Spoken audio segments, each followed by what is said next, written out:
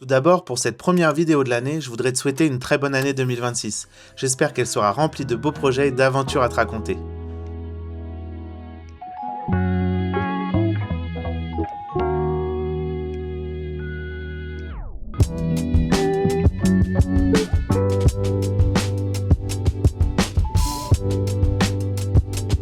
Maintenant, laisse-moi te parler du dernier tournage que j'ai fait en décembre.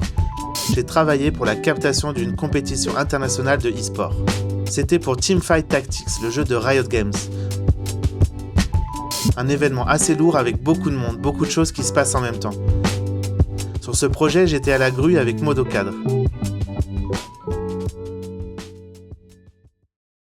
Le premier jour, on a commencé par le montage. La grue a été montée en une matinée. Une fois le montage terminé, on a répété, on a testé les axes, les mouvements, voir si tout allait bien.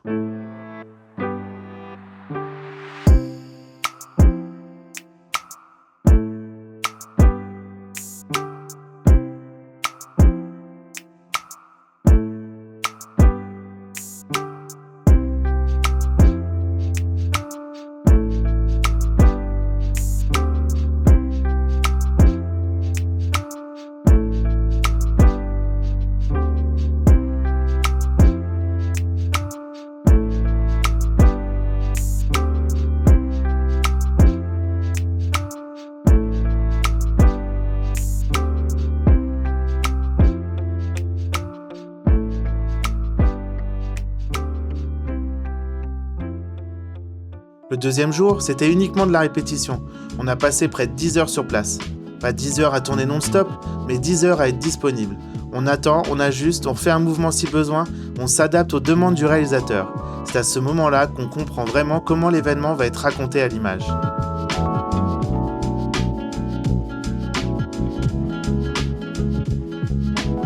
Puis viennent les jours de captation. La compétition était diffusée en live sur Twitch. Le premier jour de live, la diffusion a duré 9 heures.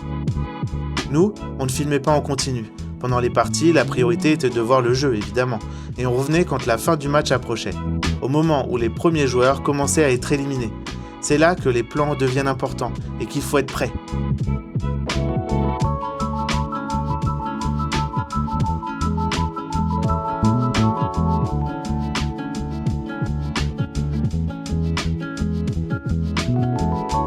À la grue, tout repose sur la précision.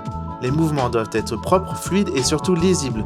Tu écoutes la réalisation, tu ajustes en permanence. Tu peux rester longtemps concentré sans forcément bouger beaucoup. C'est un travail assez posé mais qui demande d'être constant.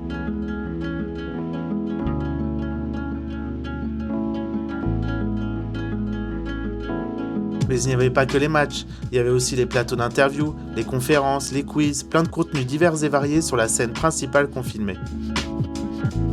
On a aussi filmé dans les allées de l'événement, l'ambiance, les joueurs, les moments entre les matchs, parce qu'une compétition ce n'est pas seulement ce qui est diffusé en direct, il y a tout ce qui se passe autour.